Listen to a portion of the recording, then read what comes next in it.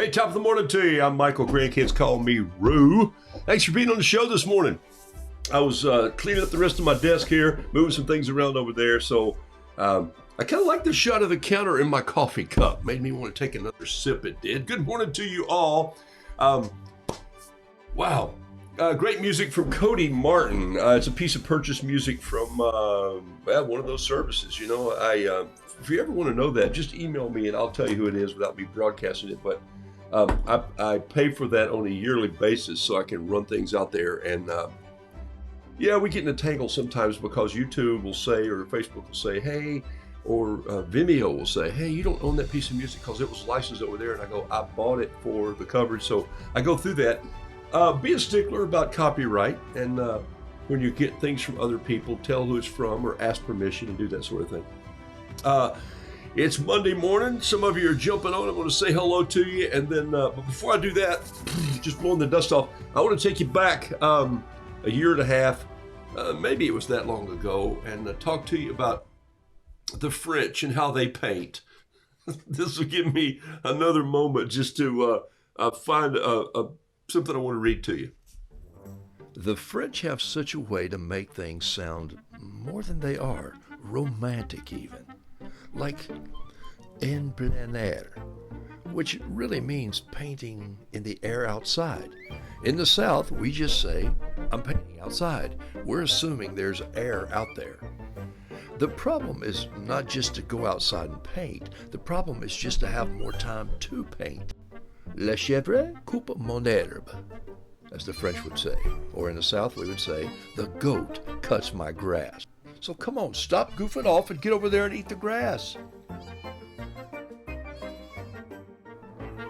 Hey, there's one little section you need to finish here, and then we'll have coffee.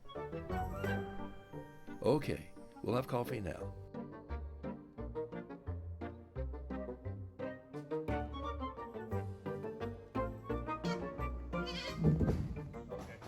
Now get back out there.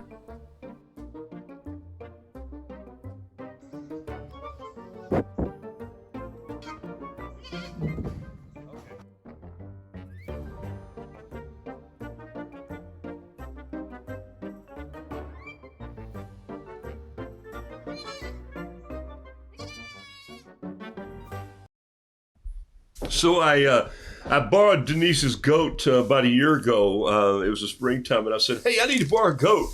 She goes, okay, which one do you want? I said, I'll take that little one, just put it in the truck. And so it just jumped up in the front seat with me.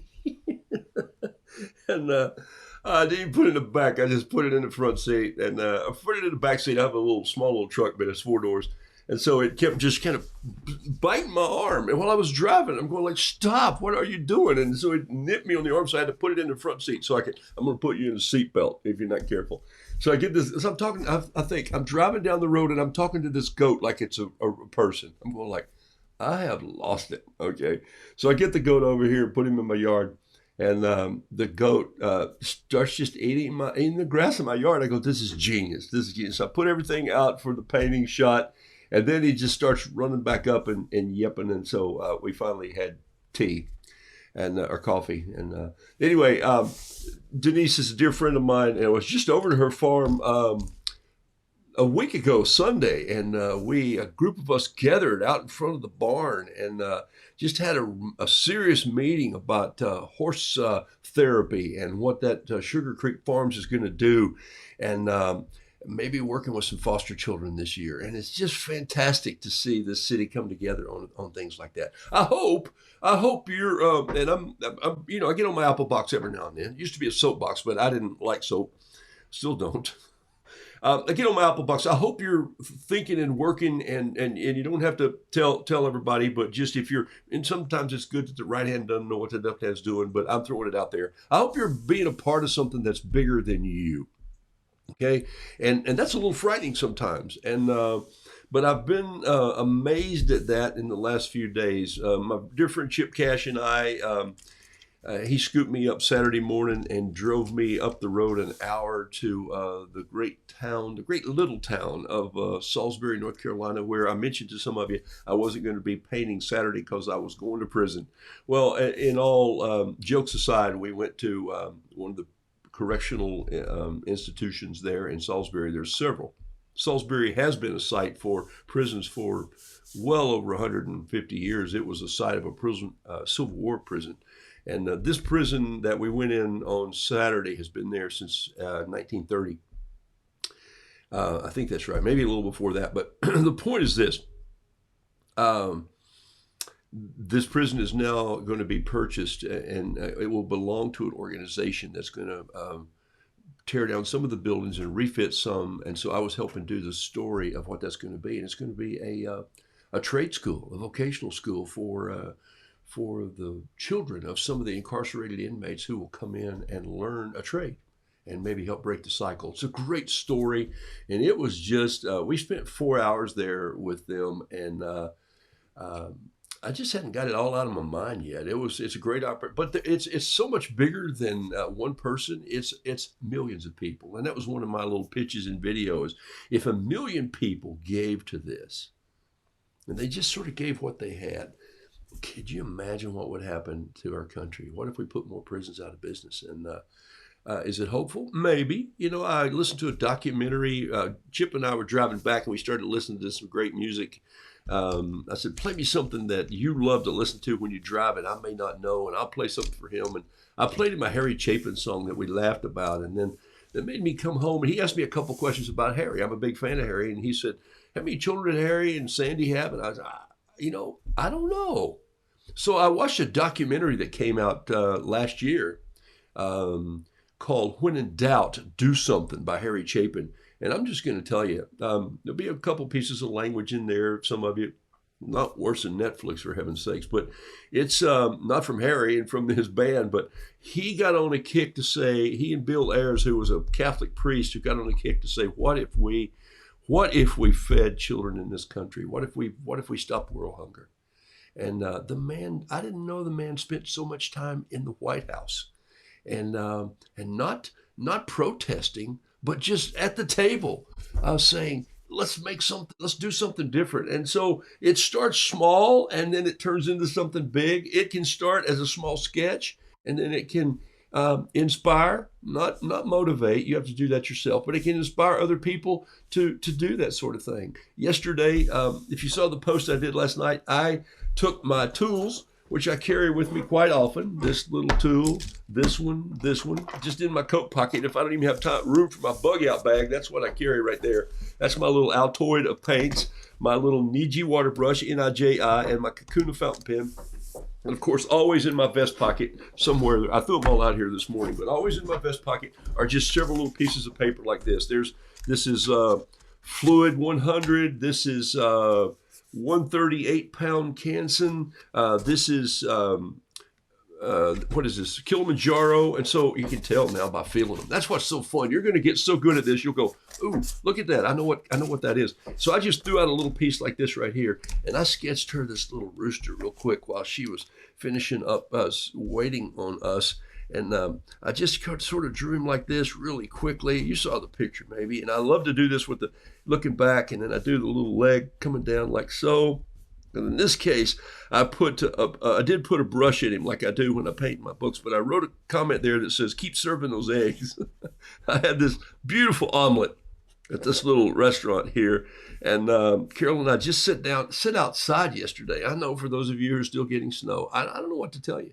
I don't know what to tell you except maybe consider moving south. But anyway, I just picked up what I needed, and I dipped the brush, and I sat there, and in 2 minutes, I did this little rooster, and I wrote her name on there. And I said Talia, and maybe you saw my post. I'm just going to tell you again. And this is not a bragging thing. This is what you have the power to do. So I don't want you to think, oh, gosh, way to go. No, you can do this. Some of you are doing more than this now. So if you do go out, or if you're standing in line somewhere, I've done these at the DMV, and Lord knows you got time to do an oil painting there and shellac it, okay? You go to the DMV, you can set up an easel. Hey, call me because I'm mixing up some paint here. No, I'm breaking up oyster shells to make paint. I figure I'll be here for 2 days to get my driver's license photo. So what I did was I just took 2 minutes there while she was running back to take my credit card and take the payment. And I'm thinking, okay, this is not in lieu of a tip. I just want her to have it. And you know what she did when I finished it? I won't finish this one. She took it like this. And I said, whoa, hold it flat. It's still wet. And she goes, oh, you just did this? And then she looked at the table and she went, wait a minute. Like no one does this. And I go, oh yeah, I know some people who do this all the time. In fact, I'm meeting with them tomorrow. She goes, who are they? And I said, well, you don't know them. Sometimes I just meet them with their own line. They're all over the place. They're all over the country, all over the world. And she goes, I'm moving this week, and I don't have any art in I'm buying a frame for this. And I gave her the line that I give people sometimes when I hand them a piece of my painting. I said, look at me. She turned around and said, you better put this in an expensive frame so it'll be worth something. And it's that kind of humor that she goes, oh no. And I said, no, you see. And she had laughed and she said, this is going in my kitchen, in my new place where I'm moving in this week. I don't have any art in there. And I said, well, now you have a piece of original art. And she looked at Carol and I and said, thank you. Okay, so why wouldn't you want to do something like that when you get out and about this year? You've been doing it through mail. You've been doing it. You just do it. And you walk off and you go, look, what did it cost me? 2 minutes of my time and just some kindness. So I hope you get involved in something like that. Did I get on my box too early in the show? It happens, you know. Hey, let me say hello to some of you. Denise Albright, thanks for jumping on from Exeter, California. That's not even SC, it's CA though. Linda Lawless, thanks for being on. Fern Skelly, yes. Stephen Dockery, hey man. Stephen Dockery's caught the bug. He got infected by you guys and Art, and he's now he can't put his brush down. So I'm gonna have to probably have coffee with him soon and say, okay, don't forget, you got a family, you got bills to pay. Andrea Neal, oh, look at that. Hi, Roo, it's Andy Bean. So a new web address, I guess. So now I don't have 4 names and Faglione at the end of it, but there it is. Welcome to the show. Irma Burton, blessings to you, my dear friend. I talked about you every now and then. I pulled out a fountain pen and I said, Irma Burton sent me this fountain pen. It's a beautiful one. In fact, it's almost too nice to leave laid on the desk and get splattered because it has a wooden barrel on it. Shanlin Martinez, Linda Linhart, Teresa Emmerich. Looks like Christmas again. Oh my gosh. That means it must have snowed there. Jean Anthalzer, thanks for being on. Jacqueline Goodrich, Donna Sell Barton, Rube Painter, yes. Karen Binder, Bender, Cinder, love it. Catherine Brousseau, Jennifer Thistle from out in Arizona, Linda Schleichning, Nancy Catlett, Ruth Fulton, we know where you are, the sunny green fields of Ireland. And just underline sunny there because I know it rains there, yes. Barbara Mayer, Terry Tardy, good morning, Monday. Terry Tardy's been posting some pictures of these beautiful, look like vases or wall sconces or planters. I'm not sure what you're using all those for yet because I haven't looked that closely, but I went through it and went, oh man, I love the lips. I love the style that you have with a a tool to cut into clay. You are a sculptor, my friend. Betsy Sobolewski, thanks for being on the show. Sally Ann Smith, yes. Randall Taylor Craven. Jane, it's Jane Hedricks. All right, ready to rue. Jane, I haven't noticed your name before, Jane. You may have been on the show and I haven't said it in full, but it's H-E-E-T, Hedricks. That's an interesting name. I need to know the root of that name. That's beautiful. Kimberly Marie, Kathy Morrill, Melanie Phillips, Marion Jones from New Jersey, Chris Whitaker, Amy Roach, Julie Walden. Julie has a very loose, I love it, style. Lisa Pedisor, like dinosaur. Coming off my birthday weekend. No. You don't have to stop. You can have a birthday for an entire month if you want. There's the storyteller herself, Sharon Clark Clifton. Thanks for being on the show. Andrea Nell. There you are again. This is Andy Bean. Oh, changed my name because of hacking. Okay. So that's why you changed it. I think you were just making it nicer to me, though I didn't have to say Andy Faglione. Okay, but you already told me that. Well, good for you. Beverly Schmidt from Greenville. Mali Daviko from Thailand. Okay. So, Mali, you might get the longest distance. I had friends who lived in Thailand for several years, and so I communicated with them quite a bit over there, and glad you're sending me your online presents from Thailand. Thank you. Yes, Heather Kuhlman, that was Mr. Toad music I put with the goat. I thought it was perfect. Hey, Skeeter Powell. Skeeter Powell, I got a personal story about something you posted this week that I used, and I'll tell you about that later. And Teresa Marie Clegg Salvaggio, that's a name right there. Don't you love it? Gemma Jensen, Cam Lawson. All right, so here we go. Elaine Barnett, Jennifer Parker. Good grief, folks. Thanks for being on the show. Marie Pikert. You got a Karen. Karen is how I would know you. Sue Kane from South Australia. Sue has her own welcoming committee. When she pops on the show, everybody stops and says, hey, Sue, hey, Sue, hey, Sue. Kathleen Johnson. We miss Harry on Long Island. Yes, he does have a place on Long Island.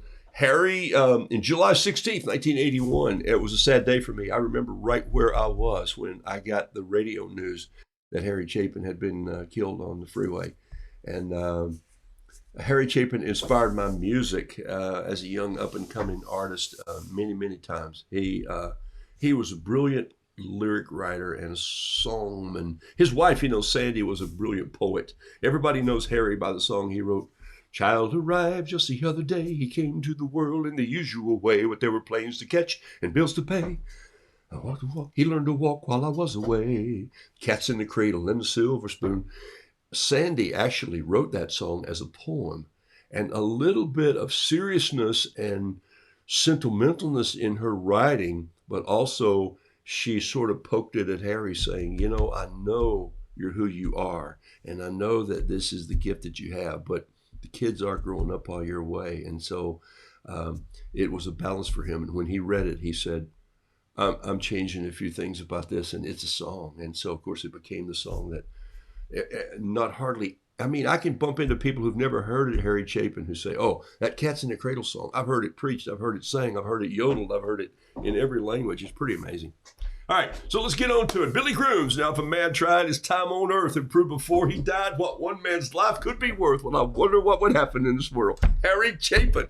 Mr. Grooms, there's a musician from out of my past, and if you ever hear me say Mark and Billy, they allowed me to travel sometimes and do the Neil Diamond. And they allowed me. They hoped that I would. That's just hold your guitar, son, and don't play it because we got you covered. And so Billy and Mark covered my fanny lots of times while I sang and played. We even did a gig at Dollywood one time, if I remember. Oh, my gosh. Okay. Lori Stanley, Handelmeyer Henderson, Virginia Man. Grooms, thanks for being on the show. All right, Stephen Dockery, I need an intervention. I knew it. I knew it was coming. All right, let's move ahead here. I got to jump on up. I love it, love it, love it. Thank you all for piling on this morning. Big show. Let's talk about painting. In fact, let's just paint something, and then I got something to share you a little later. I got to put some music on because I just shouldn't paint without music. Hear about it. This is Kilimanjaro Original Bright White. Why do I use Original Bright White? Because I don't always. Look at the difference. This is Kilimanjaro, 140 pound. This is 100% cotton. Guess what? This is 140 pound, 100% cotton, but it's made by the Fluid Company, which, believe it or not, is right up in Statesville, which is not far from where I was this weekend. But look, can you see the two different colors there? There's, there you go. More of a gray matte, has a little bit of tinge of beige to it. Watercolor works brilliant on here, but when I paint my style of roosters, I love this Kilimanjaro. This is a Joe Miller product from Cheap Joe's Art Stuff. I love this paper because of how the colors pop. And I'll just show you the little difference here this morning. I'll just do a little thing that to inspire you just to practice and play. Remember, tomorrow is the official first class on the Patreon. I have had several emails that say, hey, can I still sign up for Patreon? Have I missed your classes? And I go, no. Patreon is an ongoing thing. You can choose to support Roodoodles at Patreon. And what happens is you are then, once you sign up and do your thing on Patreon, will come to the spot. It'll give you a link to come to where I do the private classes. And every Tuesday, I'll do something. Once a month, I do a 90-minute deep dive into art, just pushing you a little farther, pushing that pendulum over to do something, create something, go somewhere, think something, write something, think like an artist. I'll do that all in the class with an idea and a concept. The other thing that I'll do is on all the other Tuesdays is when I'm going into Good News Roo. For those of you, and there's 30 or 40 of you that have already shifted over to Good News Roo. It's the same price. You get all of this. So I'm doing something on Tuesday. I'll be starting again in the Gospels, and I'm literally going to doodle through the Gospel of Matthew. We're going to start with Matthew. You read it on this side, it's white paper on this side. We'll draw a picture that helps. Well, here's why it started. It helps me remember what was there. So I call it a touch of the heart in the art. I get better in my heart. I get better in my art by doing something that is really fun. So I'm doing that on the other Tuesdays. And that's just a little 20-minute, 30-minute show with a cup of tea. And join me for Good News Roo. You can still sign up for Patreon. I'm going to be doing this ongoing. So that means every month there's a 90-minute class. I'll check in with some of those folks. As a matter of fact, I'll be posting some on Patreon while... and I'll do a couple live broad streams or Facebook streams from Orlando. I'm down this week painting with Yasutoma, and I got some questions for them. Here we go. All right. A lot of talking. Start painting. Linda Lawless says, I used to put Harry Chabin on my portable 8-track player. Whoa. Yeah, man. I'm missing a good 8-track player. My first album came out on 8-track. Everybody would just go, okay, what's next? Put something else in. This is, let's paint something here. Let me do that Roo I just did. Let me do a Roo like this on this paper and just show you the difference here. There he is. This is similar to what I did. I'm going to have him looking back over his shoulder. Why? I just kind of like that sometimes. I like to look back. I don't think we need to live there, but I think we need to look back and remember every time. You get frustrated when everybody starts changing American history and saying, let's erase our history. I think that's where we learn from, you know?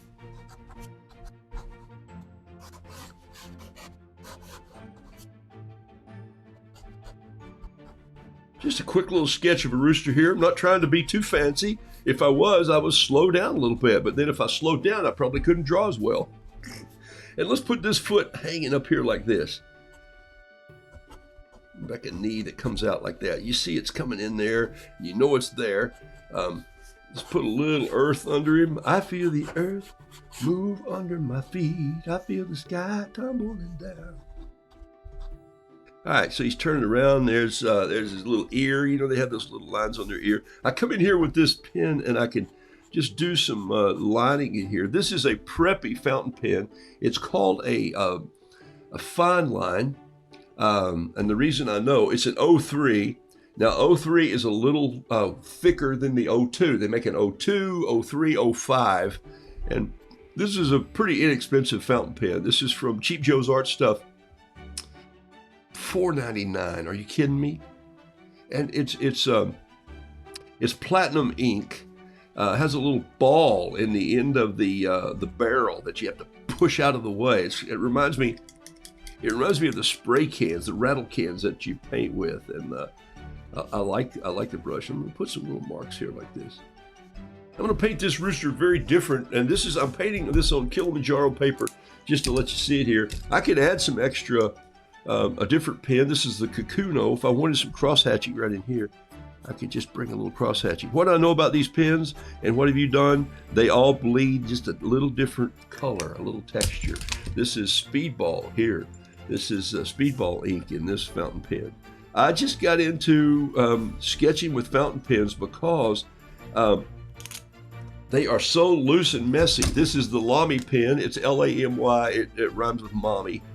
And I'll probably go in fact, next week. Last week I did a start of the class, and I've got folks doing a black and white Roo, and that's part of the class. This week I'm going to do a little more on that. Then we're going to jump over to 3 colors. And so remember, there's still time to sign up if you want to be a part of, once a month, a 90-minute class, and then every other Tuesday I'm doing the Good News Roo piece, and then I've got some break-ins I'm doing. This is a Yasutoma brush right here. No, the Gemma Jensen, great question. Thank you for throwing that up there.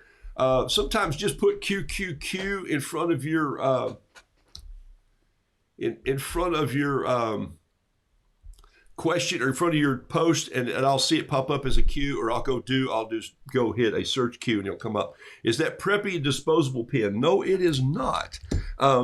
It fills up with ink. Let me grab one here and show you. Just take one apart if I have one. Here's the 05. Take a look right here. Okay, here's the 05. And there's the carbon ink right here. And usually on my desk, sorry. Tell it's a live show. Just give me a minute while he runs back into the storage closet. Usually on my desk are I have this little silver box, and inside this silver box is every cartridge to every pen that I have. And here is, let's see if I can find you one here that is, there it is right here. Oh yeah, look at this. This would be a Lamy refill right here. Can you see that? That's a little Lamy refill. Now look at the platinum refill. You see the little ball bearing right there? So, and it doesn't say it on there, but you're going to know they're platinum like that. And so I can force that into there, and you have to push it pretty hard, and then give it time to run down in the throat of the pen, so it pushes in. Sometimes I'll hold them up to the light and see how much is in them. So the Preppy pens are you buy the ink, and I think the ink is probably $3 or $4, but for $7 you've got a long way to go with the pen. This one's just a little heavier. This is the 5, and it hadn't been written with in a while. It's been in my box over there. All right, so there we go. So that's the 5 and the 7, and then I was just going to grab a bamboo brush here, and I wanted a bigger one. I'm going to use this one right.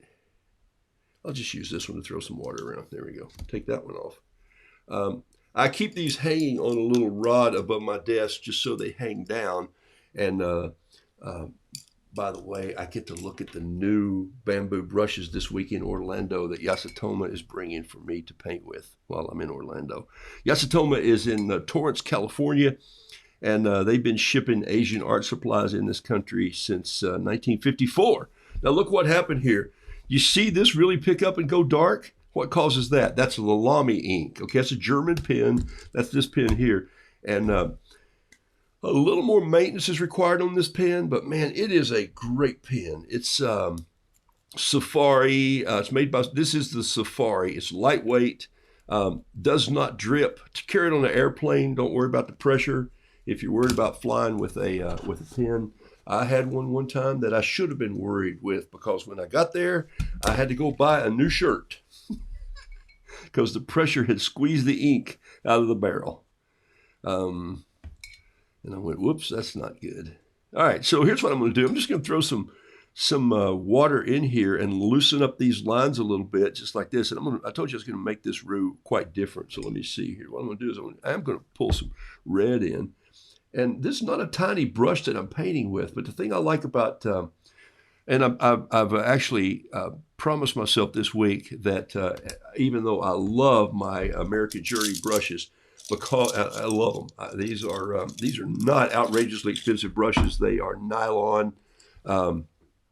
Nylon bristle. These from Interlock Nylon. I love them. I've painted with them for probably 15 years.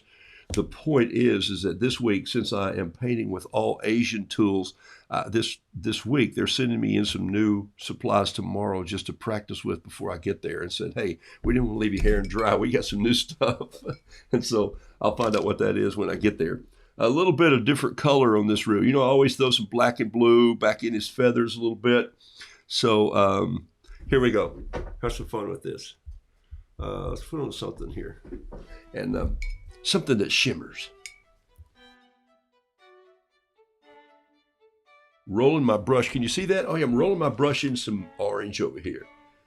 Just rolling it in there. And sometimes I'll do this in a larger palette or a pan, but I just want to load my brush up with this, believe it or not, my least favorite holiday in the world, but it's called Halloween orange. And I'm just loading it up, and I'm letting the water in my brush loosen the paint. And I'm just going to come in here, and then I'm just going to start waving this orange in here. And I'm going to let it mingle with the black and wave in and come in like this.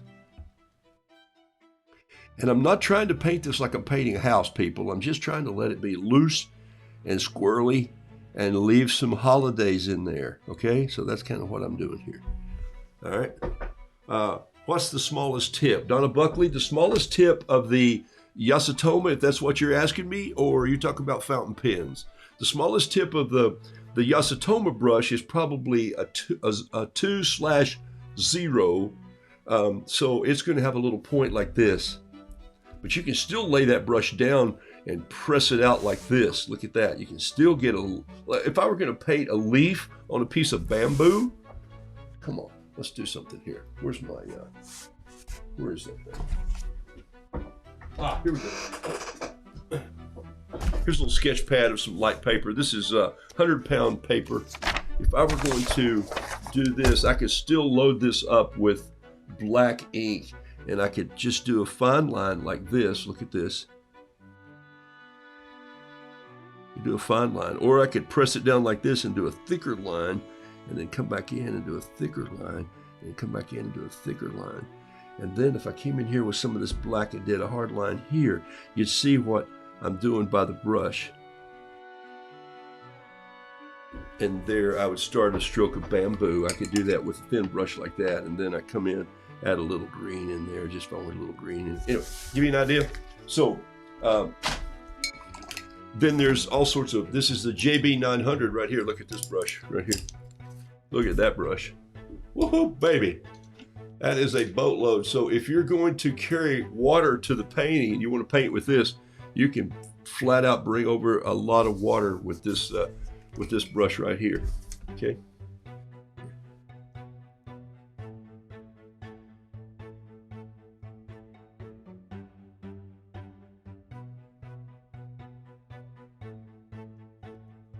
All right, give you an idea. All right. These are great brushes, by the way, so you can see why I hang them up. I never turn them upside down like this and let this fall back, especially when they're wet, so I hang them up and let them dry. They're not outrageously expensive, folks. I don't use $80, $70, $80 brushes. I just don't need them for what I do, and you may not need them for what you do either. And so that's the fun part about this. Grab a little bit of yellow and just go in here and some of this orange and just kind of get the leg color down here. Still a little bit of green in.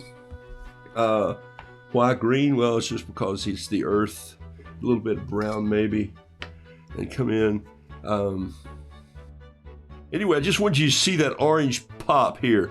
And it's blending in with, got a little green left in this brush. I kind of like it. Let's put a little green right here. Maybe he's got a little green up on his feet. I like that. That is a strange piece of music. Like I'm painting in the subway. And there's a horn player down around the corner in New York who's saying, hey, I just learned 2 notes today. All right, don't you kind of love that? That's just an orange roux. I love it. Maybe a spot of blue just for fun. Come on, let's just reach into the ultramarine here. And where am I going to put it? I think I'm going to put it right here and let it run down. Watch this. Just going to go in and just go right here and just go boom. and boom, and let it just sort of run down like this. There, watch it.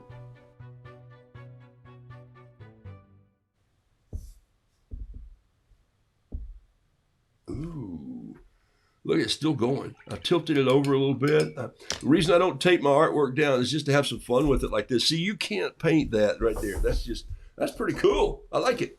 All right, so this was on Cheap Joe's Kilimanjaro paper. It's a little more expensive than your normal paper. You're not going to find a paper of this quality and this caliber at Michael's. So I'm not telling you that you can't paint on Michael's. So Strathmore is good paper. Canson is good paper. Strathmore is probably better than Canson paper to me. This is just what I got used to painting on, and I've learned how the paper reacts to my style. Did you hear what I said there? I learned how the paper reacts to my style, and I think that's a big part of what you have to learn when you're painting.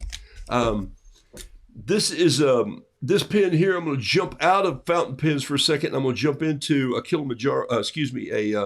Yasutoma pen. This is the Gel Extreme. And so I know I'm going to be using this at the show in Orlando this weekend. And so I've sent several of these out to some of you. You have some of these on your desk. Some of you have actually ordered some. It's a little bit like a pintail needlepoint, but you have to be a little more careful with it.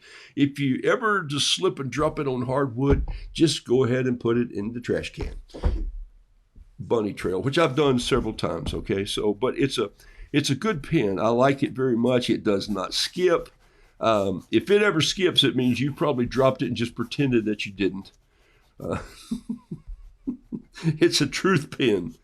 Oh no, you dropped it. You dropped it. Okay, so come back in here, and there's that leg up. Here's those little moves I did in here. This one's not going to be as detailed as the other one because your second one, you just kind of slop it and drip it through there. So, all right, so there's the start of this right here coming up, and put some detail in there. A little detail here. Bring that toe on out. Put some toenails on there, and cross hatch this grass here like this. I love just not pressing hard, just letting the pen do the work. Sliding it across like this, go one way, like so. And then I'm going to come back and just do a little cross like this. It's going to give me a great little shadow work underneath the roux. People worry about how they're going to paint the ground. They'll put the green color in here, and then they'll come back and try to do grass. Just lighten up. Your painting's not about the grass. Your painting's about this, communicating with people. Now, if you're a detailed background, fine art painter, then by all means, you should have a brush that maybe just has one strand in it so you can paint some grass. I just like mine to come up and just a little, done. He's standing on the grass.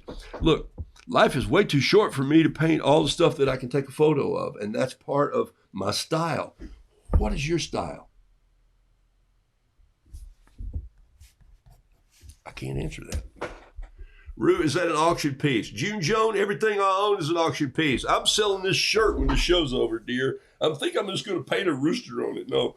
Yes, I'll auction it off. I'm betting that you have a lot of people around your table while you're demonstrating at the conference. Oh, well, I hope so. And one of the reasons that I'm going there is because, you know what is my, here it is right here, folks. What is my Gordon McKenzie quote that I tell you all the time, that art will allow you to do this? I'm a disruptor. I'm a disruptor of the routine, not a disruptor for disruption's sake, but a disruptor of the, ready? With a purpose. Look, what I was made for is disruption of the routine, not pointless disruption, but disruption with a purpose.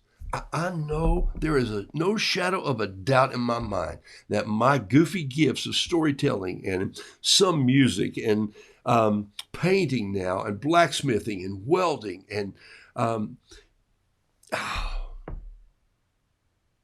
even hospitality, which my wife has taught me well, even those things are disruption sometimes to people. And you just walk in and you just say, Leah, what are you doing? And she says, I'm serving you a biscuit. And I said, well, you brought them out here, Leah, without jelly. No, not jelly. I want jam.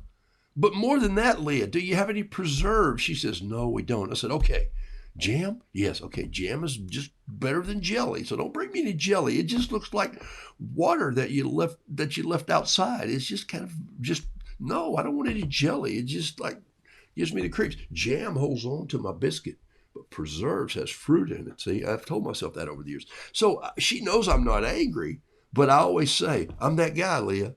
I'm that guy you're serving water to today. You're serving coffee to. So, that's who got the painting yesterday. And so we connected. So I disrupted her routine. Why do I do that? Why do we disrupt people as artists? I'll tell you why, people, is because you want to make a difference in people's lives, and sometimes you have to get your attention. And the world gets their attention by high drama, bad news, or being a smart aleck. So what about humor and kindness and sharing? Guess what happens? Boom. Okay. Did I just preach again? Man, it's Monday, and I listened to 2 sermons yesterday. I had 4 dear friends in my life who were preaching at 4 different places yesterday, and I wanted to be there to hear them. I wanted to be there with my egg basket. I wanted to be there the guy that stands up in the chair and goes, "Hey, what's the burning issue here?" No, I didn't really. But I've done that. I've also been thrown out of a couple places, so you got to be careful. All right, here we go. I'm coming back in. Let's use this pen just for the same. Remember, I put some ink up in here in that other one, and let's see what happens if we do this. Okay, here we go. Let's just throw in another piece of music here. I put some ink up in here. I went in here. I did a little hash mark in here. I'm using the same pen. Something that I know about this pen that is it bleeds differently than my Lamy pen. My Lamy pen is going to go dark, dark, dark, dark.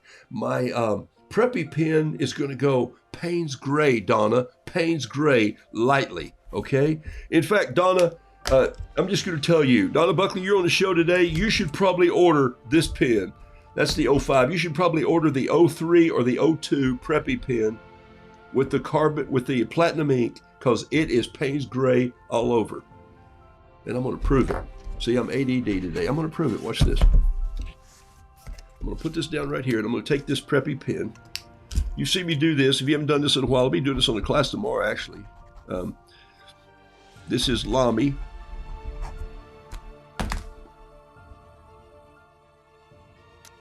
This is Kakuno.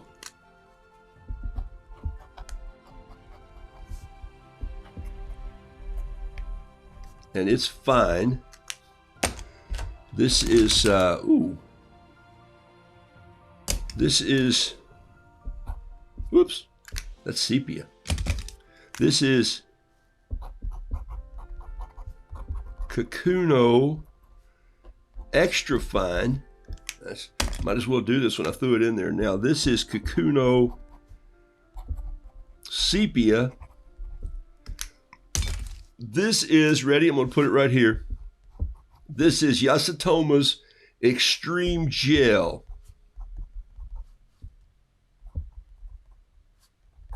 I'll put YES for yes.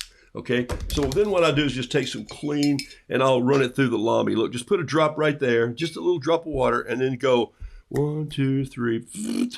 Okay, then I'll put it right here in the Kakuno. 1, 2, 3. Watch this. In the sepia, 1, 2, 3. It looks red, doesn't it? But it says it's sepia. Here's one spot right here, Kakuno, and this is going to be the extreme. And watch what it does. It's going to go. Okay, so let's let those set a little bit on different paper. This is going to go a little more Payne's Gray. Look at it right here with a touch of blue in it. It's going to be, this one's going to go dark. It's just going to be lighter than this. The Lamy is just like, and it hangs on forever. These dry at different times on different papers too. So you'll want to know. So I've sort of learned what those are, but every now and then I'll go out and create a new key. And depending on the paper, sometimes this Kakuno, I have another one of those, will come out almost blue. It's really interesting. All right, so I've been doing this for a long time, as you know. I had a big brush. Where's my big brush? Here it is right here. I was painting with a bigger brush. Was this it? Yeah, it's wet. All right, here we go. Oops, yep, that's it. It's still got some orange in it. See, I didn't wash it out. That's always a bad thing to do, but it's okay. I'm going to do this in orange anyway. I just wanted you to see the difference. I'm going to paint this one in orange like I did the other one, but I want to come in here first and do this. Let's just put a little bit of red up in here, and there's one right there. Put a little bit of yellow in here, and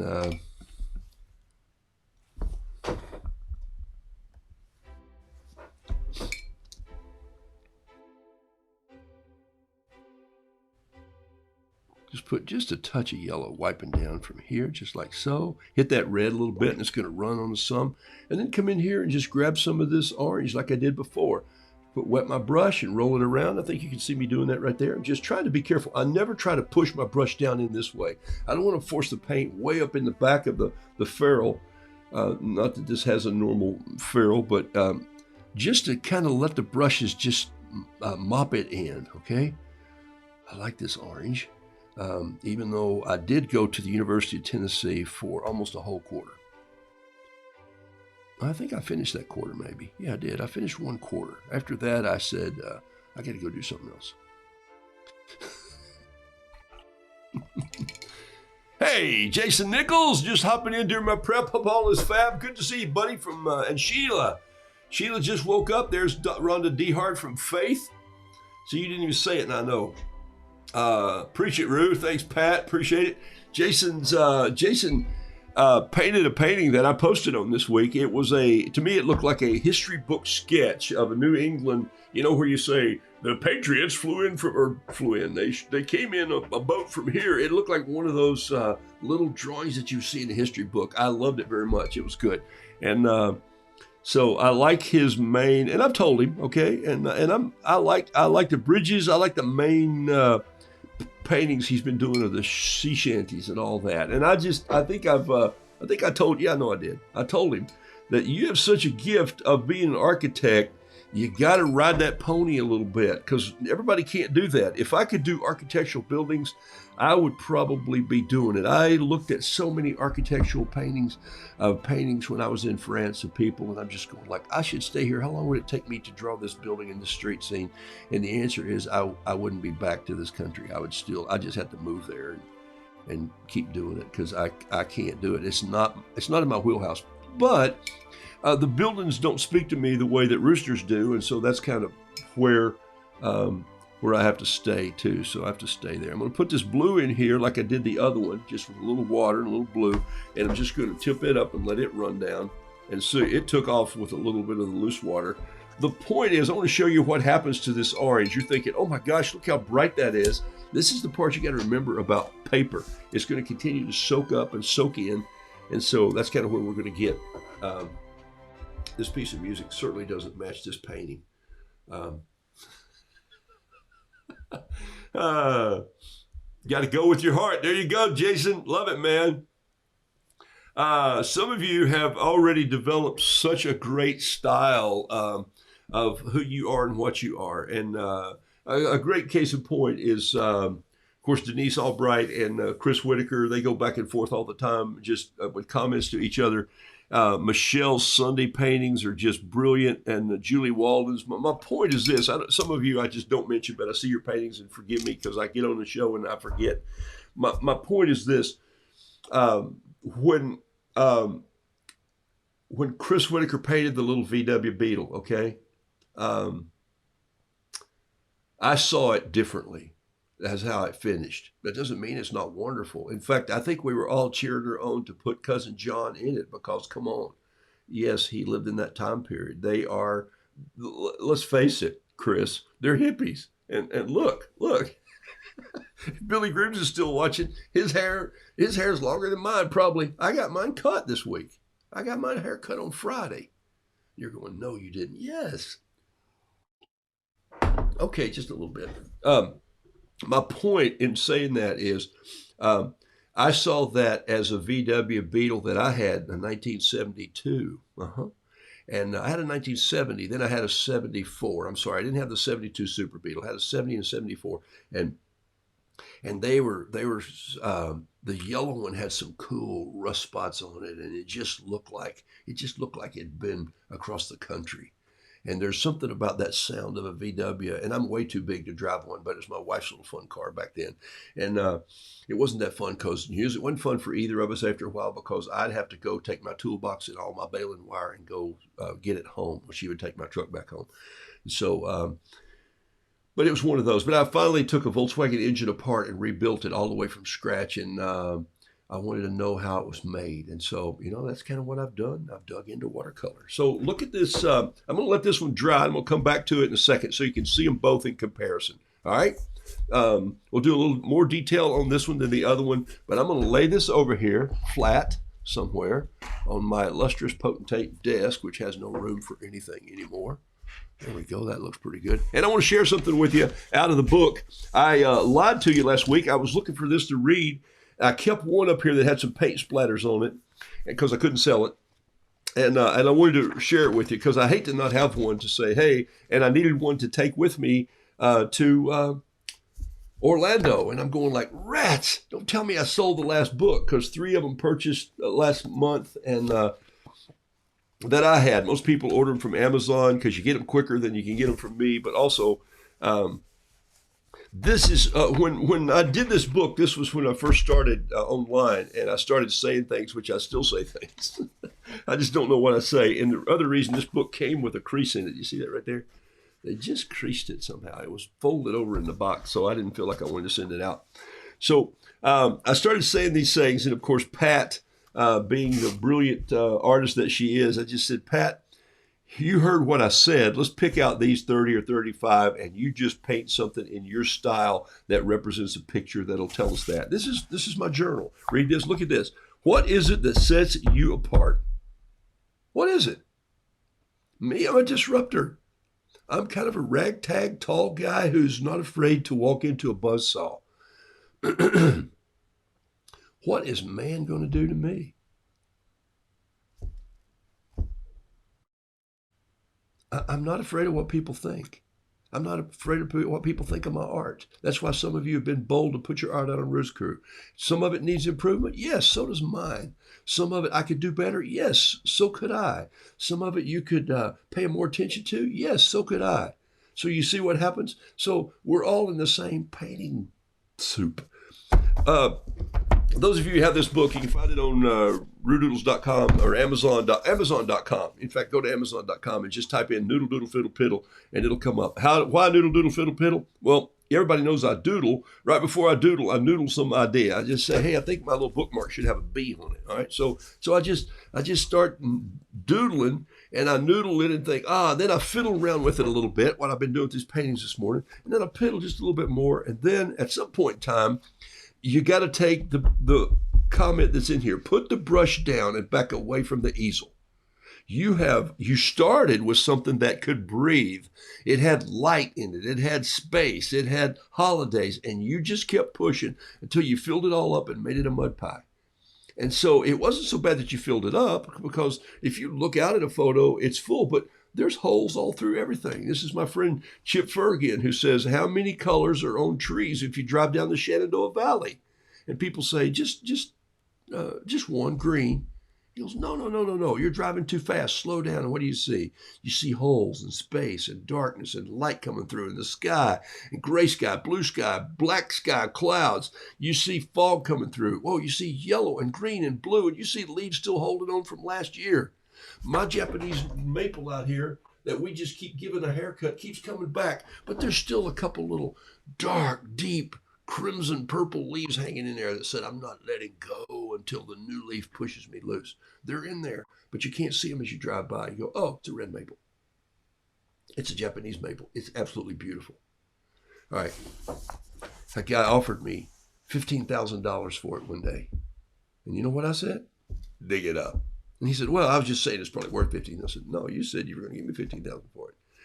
Well, I may not live if I transplant it. I said, okay, 10. I got him down to 7. He says, no, I really can't buy it. Said, don't come by here and harass me about my tree. He really wanted to trim it. See?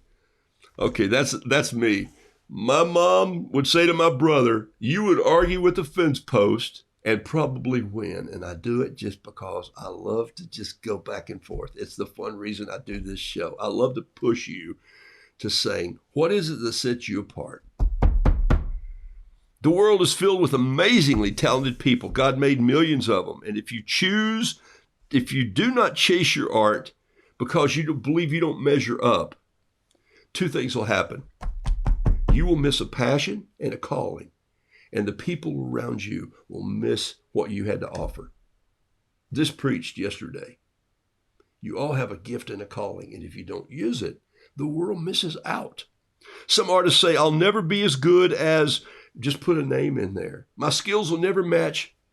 I'll never paint like I know artists. Carol and I go to galleries. We have friends that are artists. Our home has original art from artists that will never be as good as them. But that has not stopped me from my style and my painting and my purpose with my art. You see the difference? This is why I want you to plug into the shows, because I'm going to push you into this. Somebody had to push me into this. My wife pushed me into this. You smell like metal. Come in and try art. And then I fell in love with the colors. I fell in love with the tools. I'd always been a pen snob because I like words, even though I don't write well. I doodle around while I think of rhyming connections to write my books on, and then I type them out. If I said I'd never play the guitar, and here Billy was on this morning. Billy's one of the finest keyboard piano players that I knew in the 70s. That dude could throw a piece of music in front of him, and he just had a way of making it come to life, and we laughed at that. He was so talented, still is. He's still in sound today in a church. Mixes and produces, and my thought, I met Jerome Olds one time who said, stay in front of the mule, you can play the piano. And I go, no, I can't. I don't have the rhythm to do that. God, he gave me a voice at the time, and I went through that season. But my point was, I didn't stop. I played as well as I could, and it got me to where I needed to be introduced to tell the story that was important, and I used music as that tool. So does it mean that you don't cook or you don't write or you don't paint or you don't act or you don't use whatever instrument? It means the world's going to miss out on your cookies and your everything but fruitcake. I don't need any fruitcakes in here. I'm just taking a shot at you fruitcake fans. My point is, sometimes our view can be no bigger than this Altoid box. And that's great if it's holding little paints and I'm using it. But when I open this Altoid box and it has 6 colors in it, 7, 8, if I count the Terry Tardy turquoise in there and the French gray, 9 if I count my little royal purple over there in the corner, I suddenly have an open world of colors. I just needed 3. But if I just said, if my world is this big, if you step into a bigger world with your art and you start learning, it's going to be amazing how many people you will impact. You've already done it. Some of you have flowers coming up right now. Your friends have flowers coming up from a painting that you took them and gave them 2 packs of seeds. I do. And I'm expecting them to bring us a bouquet later this summer. So you can share your art. We have a house full of books here by cooks, by stories, by storytellers, by story writers. Carol has more cookbooks. Do you know that when Ina Garden has a new cookbook, I don't even ask anymore. I just go on Amazon and order it. And by the way, I'm going to just do a show plug here. If you've not seen Ina Garden's new show called Be My Guest, or Be My Guest, I think it's called. It is off the chain. It is off the chains. This week, she interviews Aaron French. Write this name down, ArinFrench. Aaron French has this heart-rendering story about life and the first abusive husband and what she was called to do, and pregnant as a young girl in college, and just her life falls apart. But she had this, starting cooking in a diner up in Maine, Freedom, Maine. Freedom, Maine had a population probably of 100 and something people. I think it's 719 now. But it's an unbelievable story of her restaurant. And Ina gets to deep questions that counselors couldn't get to. Carol and I have loved watching these things, okay? So there's been 2 released so far. So anything that she cooks, Aaron or certainly Ina, I say, I think we ought to make that. And Carol's ahead of me. She goes, oh, no, I'm doing this recipe this week for this. And so we twist it and turn it to our style, but it starts with the basics of doing something. That's what you can do with your art, okay? So Noodle Doodle Fiddle Piddle is about that, and that's what it's about. So there's a little story. And how does it finish? It finishes this way. Sometimes we launch into things that we don't do well. We don't blow glass well, but we blow well enough to create a little holder for my paintbrushes, and now I need another one. So I'm going to do the glass blowing again. I'm not the greatest blacksmith. I'm not even a decent blacksmith to some people, but I do ironwork good enough to share with friends. In the midst of finding our way, we also found a way to help other people. And that's what I'm pushing this show to be. I'm pushing this community to say, hey, is it about art? Well, sure. But is it about story? Of course. Is it about helping other people? Ta-da! That's it. So you turn around what you're receiving and give it out to other people. Does it start with 4 grandchildren or 2 of your children? Does it start with the class down the street? Does it start with an afternoon? Does it start this summer on the front porch by saying, I'm giving everybody a pen and a pencil, and we're going to walk around the yard one time and you find something you want to draw, and I'm going to help you draw. Is that how it starts? It could start that way. We have something that we do that sets us apart from anybody else. What is it? What is it? Life is way too short. Harry Chapin, what would he be doing today? I'll tell you what he would be doing. He said, I am going to build a community of people who helps end world hunger. And the people in Long Island still believe it today, and they still show up. And there's a lady who's had a garden there for 30 years who still brings people in and says, take some of these tomatoes. You will never taste a tomato this great. And I'll guarantee you, if no one's ever given you one out of the garden, when you eat that one, you're going to love it. And so that's what they do. And so he said his producers could not believe it. His record companies were so frustrated at him. His band was frustrated at him because they could not believe that we could be making millions and millions and millions of dollars. He would come to the end of the year when he made $2.5 million and not have a penny in his pocket because he'd given it away somewhere. Wow. I think that's going to be my next painting. I want to be like Harry. Woohoo! All right, let me see what's going on here. Sheila Nelson, any other questions?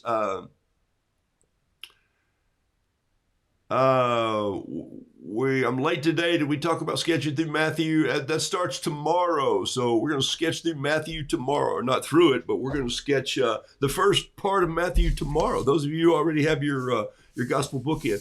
Well, no, I'm not starting it tomorrow. I'm doing my Roo class tomorrow. So I won't be on here Tuesday. I'm on the Patreon site. If you still want to be a member, you can. You've only missed an intro. You still got time to get anything. I'm not asking you to get all the same supplies that I have. What's the point? Here are those roosters. Take a look. This is the first one I did right here. See how the orange faded in and turns into really a cool looking Roo? He would frame just like this. I'd put a little blue splatter around him. Sign him here, come in and do some detail on his, with probably a pintail, just a little bit of veining in there, a little bit here, come back in, put in his nostril. Love that eye right there. That's going to be cool. We'll just cut this off right here. And here's the one I just finished, and it's still a little wet, so it hadn't faded out as much. I'm going to grab this paper towel, though, and blot this one just a smidgen. There's that. Oh, yeah, I blotted it right then, didn't I? Here we go. Just grab that right there. Ooh, I love it. So that blue will show back up. And I like this one. On the cream paper, it looks almost as good as the other one. What I might do with this one just to come back in is just grab a little of that fresh orange and pop it back in there before I ship them out so you can see that color really zing. So these are a couple of fun roosters. If you had a kitchen that needed some real brightness in it, this would be a good Roo to put in one of those. I think I just knocked myself over there. That happens every now and then. If you hear a big crash, everybody's okay. So there's a kind of a little outline and what they look like if you just go in and use 2 colors or 3 colors this morning. That's all I did. But I counted my pen as a color. Remember, when you're painting with fountain pens, you've always got that. All right, so I won't be on tomorrow. Yes, you can still sign up for Patreon, and that's for the painting class. It's $11.57 a month, but I'm painting 90 minutes every month, and I'm also doing all of the Good News Roo things every other Tuesday. So that's the first Tuesday of the month. I paint Roo 850. I paint on my live class 90 minutes. The other 3, I'll do a 30-minute little dip into the Good News, and then I've got those 4 specials that I want to do. I'll still post here on Mondays and Saturdays, but not this week. I'm on an airplane headed to Orlando, Florida, to talk to Yasutoma and paint at a show at the convention center at the Rosen Convention Center in Orlando. So I'm going to be there with those other thousands of artists. And I think Sunday from 2 to 3:30 or something like that, I'm in what they call Demo Alley. And so that's There are about 25 other artists set up, and they're all doing their thing around, so people wander through. So it'll be fun. I feel like a child who is waking up into the ocean and said, I'm not sure I can swim. I'm like that dog who chased the car and caught it and said, I'm not sure I can drive it. So appreciate your hopes and thoughts and prayers. And I'm out of here like a herd of turtles. All right.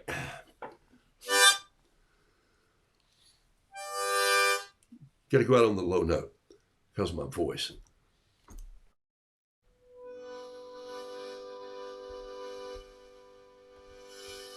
See when I see you.